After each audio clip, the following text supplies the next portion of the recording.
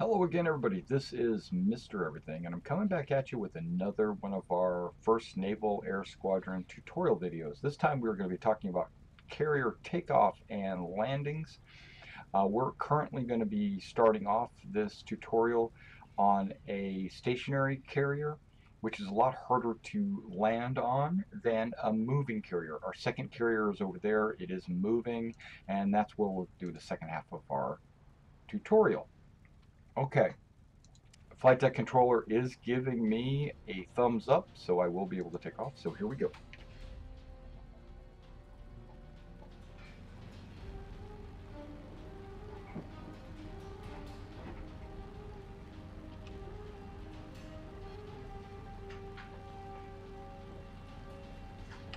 Notice in that case I did not use flaps. The Wildcat doesn't need it when taking off from a carrier. I do believe that has something to do with the airflow that's going over the deck of the carrier. They're usually pointed directly into the wind when you're taking off. So you're getting a little additional lift just by sitting there on the deck. Okay. Also, if you notice that on the carrier you had these two lines, and I'll point these out when I land, but you'll see that there's these two parallel lines that run the length of the carrier. If you had noticed, those were approximately the width of my wingspan, and so that as long as your plane is within those lines, or if at least your right wing is at least to the left of that line, then your wing will not hit the conning tower. We're going to land on a carrier. There's a little bit of preparation that needs to go into landing on a carrier. You just can't fly up to a carrier, put your gears down, land like you see me do on ground, because it's a much shorter landing strip. You have to use a tail hook, and sometimes the carrier is moving, sometimes it's stationary. In non-combat, you will fly parallel to the carrier, flying in the direction of its travel. You will slow your plane down. So I'm going down to the 70 throttle, and then I will hit the crosswind leg, right? Just keeping my eyes on the carrier, knowing where I'm at, keeping my nose down to keep my speed up a little bit, but allow it to gradually drop. And then I will go into the upwind leg.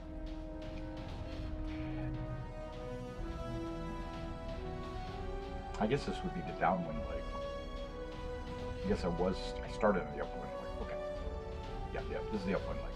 And then you notice my speed's getting pretty low, 100, not 200. That's okay, that's good. Now, because it's going to keep me flying. Now I'm going to look for about a kilometer range, approximately. And then I will, and you notice my altitude is at 1400. I want that down to about 1,000, so I'm going to nose down, throttle down to 50, just like on the landing on the ground. And then I'm going to turn. The turn is going to gradually bleed my speed to under 179. Once it's under that, I'm going to drop my gear. I know I'm kind of far away. Whoops, you can see that I am not perfectly lined up. So I'm going to continue my turn until I get lined up. I'm going to drop my flaps all the way to landing. Now I'm staying at 50% throttle because I don't want to lose too much altitude too fast. Okay, good. I'm sitting at 129, 50% throttle. I'm going to nose it down to the front of the carrier, or the back of the carrier. And my speed's at 130. That's fine. I'm going to drop my throttle to 0 at about 50 feet. Notice my speed's bleeding. And then I'm going to nose up and let my tail hook catch.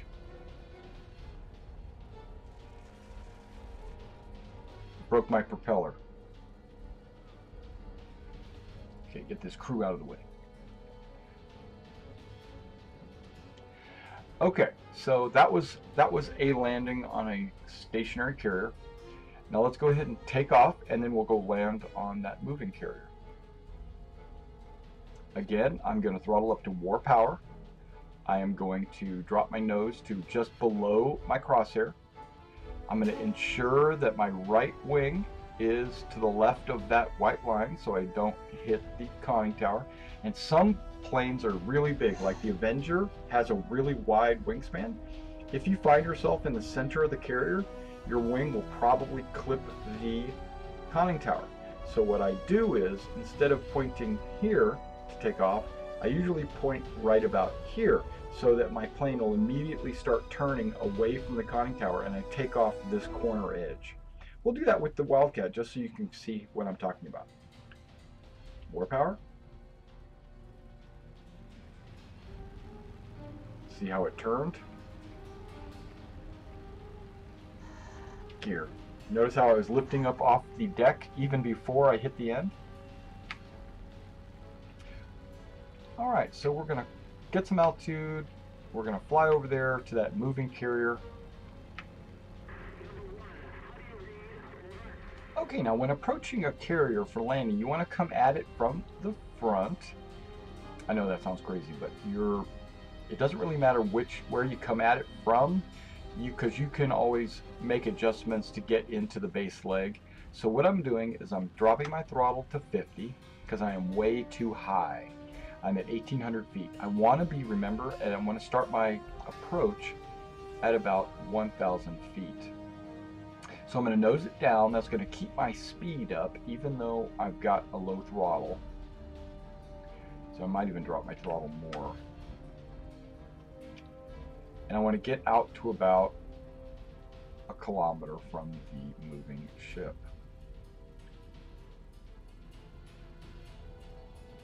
Keep my eyes on where the ship is, where I'm at. Okay, nice and far.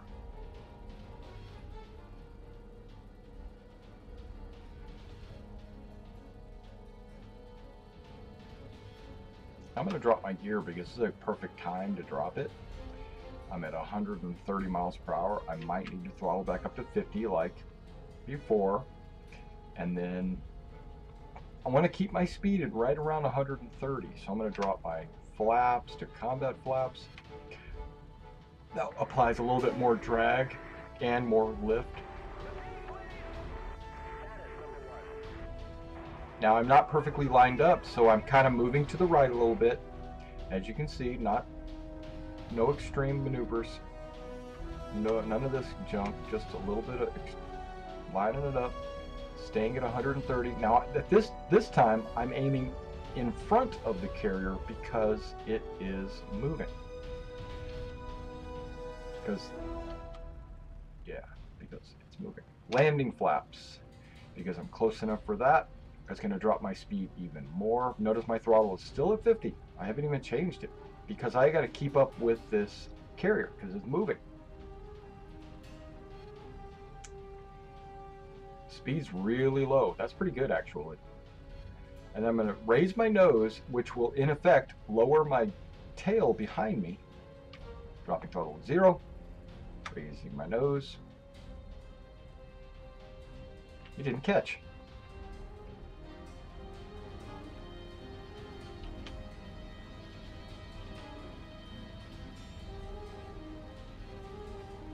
You can drop your flaps to landing, and then you can lower your throttle so that you will gradually lose altitude. So I'm sitting at 50% approximately, which might be too low. Let's bring this up to like 55. And you'll notice that I am coasting and gliding towards the carrier. But when I get to that point in the ground that I'm aiming at, the carrier should be there also. It's basically, we're going to intersect each other. My tail hook extended. It is down, waiting for a hook. And when I get really low, I'm at less than 120 miles per hour, which is really good. And my altitude is dropping. When I get right at deck level, I'm going to nose it up so that my tail hook drops down. Dropping my throttle to 0, nosing it up. Hook is down. Boop. Done. Okay, we're on a moving carrier, and I am going to take off. Now I'm going to raise my flaps, all the way, you can kind of see that there's already going to be motion of the wind over my wings, so I'm going to have lift. I have lift right now without even moving. So here we go. I've got an indicated airspeed of 34 miles per hour and I'm not even moving anywhere. Okay, so here we go. Now this carrier has gray lines instead of the white ones, so it's slightly different. Here we go. Underneath the nose there, boom, raise the tail, more power. I got enough room. I should have no problem.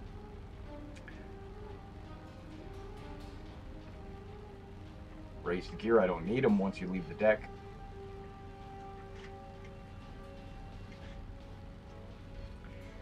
And we're in the air.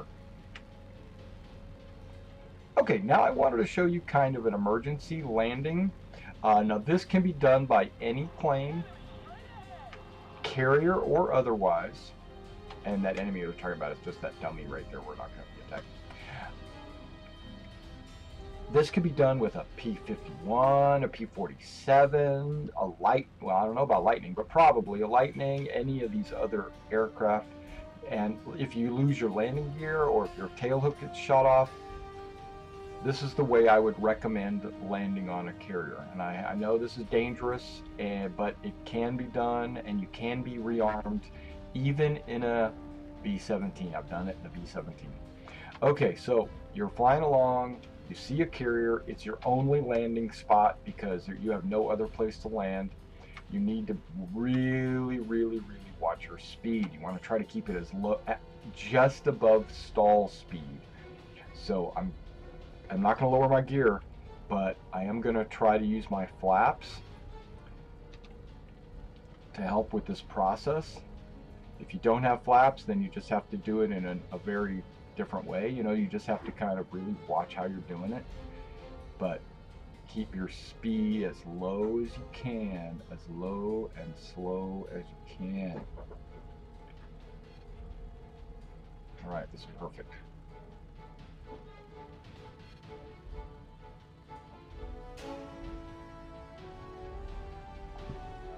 For those of you in the 1NAS, you need to know that we use indicated airspeed is miles per hour. Miles per hour, not kilometers per hour. Our altitude is measured in feet. Feet, that's right, not meters.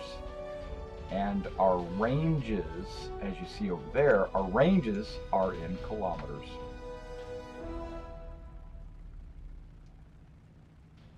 All right, I'm going too fast.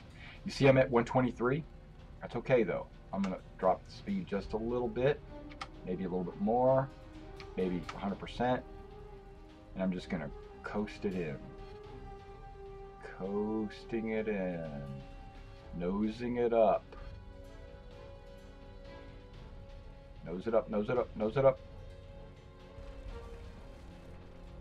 That's how you land on a carrier when you don't have gear, you don't have a tail hook, or you are like in a P-47 or something.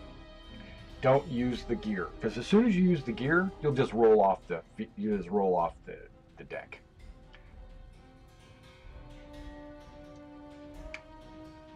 Waiting for him to give me the thumbs up. He's got the thumbs up, and I am taking. Whoop, yep, he just did the flag thing. Nice. A little bit to the left. I'm afraid of my wings. I'm up. It's a lot like landing a float plane on a ground airfield. You've done it. Thanks for coming out and checking out this carrier landings and takeoffs. And I hope you learned something. And be sure to check out all of our other flight tutorials, especially if you're in the 1st Naval Air Squadron. I expect you to know this. I expect you to practice this and become good at this. No excuses for not being able to land on a carrier. All right. I'll catch you next time.